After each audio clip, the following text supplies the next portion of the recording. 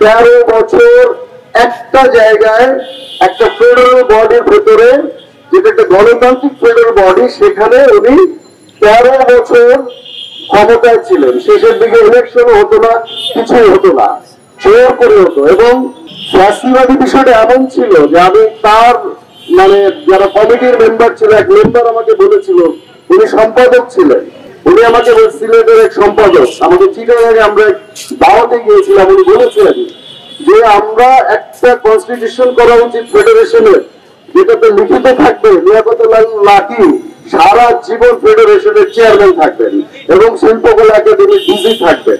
এইরকম মন মানসিকতার মানুষ নাট্য চর্চা করে, এইরকম মন মানসিকতার মানুষ নাটক লেখে, নাটক করে বেড়ায়।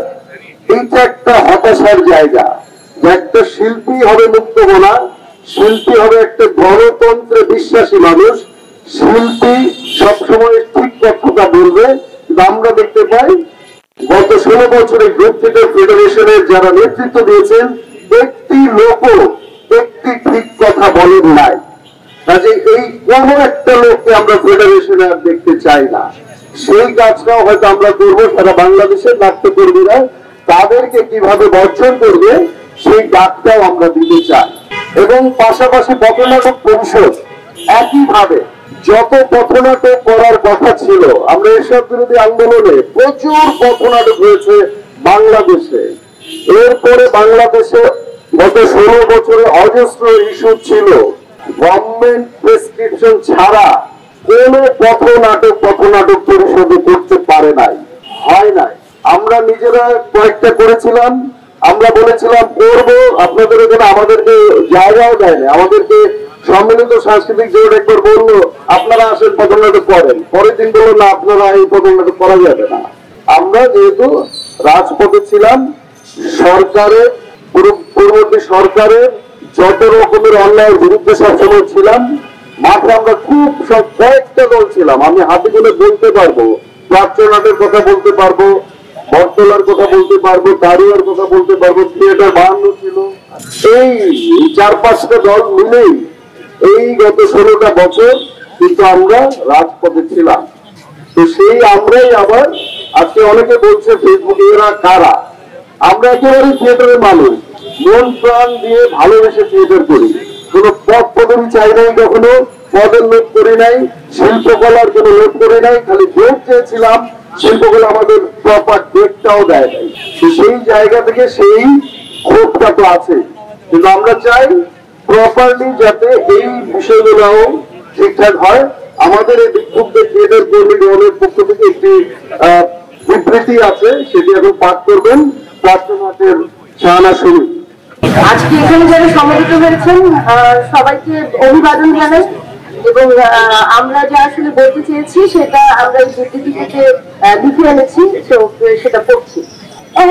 লিয়াকত আলী লাকির বিরুদ্ধে ওঠা সকল দুর্নীতি, স্বজনপ্রীতি, অনিয়ম আর দলীয় লেজুর বৃত্তির অভিযোগ তদন্ত করে তাকে বিচারের আওতায় আনতে হবে। 2. শিল্পকলা একাডেমির অন্য যেসব কর্মকর্তা কর্মচারীর বিরুদ্ধে দুর্নীতি, স্বজনপ্রীতি, অনিয়ম আর দলীয় লেজুর বৃত্তির অভিযোগ আছে, তাদের সকলের বিরুদ্ধে ব্যবস্থা নিতে হবে। 3. লিয়াকত আলী লাকিকে গ্রুপ থিয়েটার ফেডারেশন থেকে পদত্যাগ করতে হবে। 4. গ্রুপ থিয়েটার ফেডারেশন এবং পথনাটক পরিষদকে মৌলিক রূপান্তরের পথে যেতে হবে।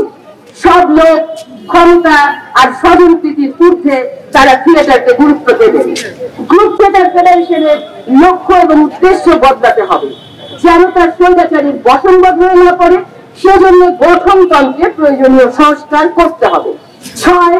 জুলাই হত্যাকাণ্ডের আদেশ দেওয়া, নিপীড়নে অংশ নেওয়া, হত্যায় সমর্থন তৈরি ক্লিয়ার করা মানুষের বিরুদ্ধে অভিযোগ গঠন ও বিচার প্রক্রিয়া শুরু করতে হবে।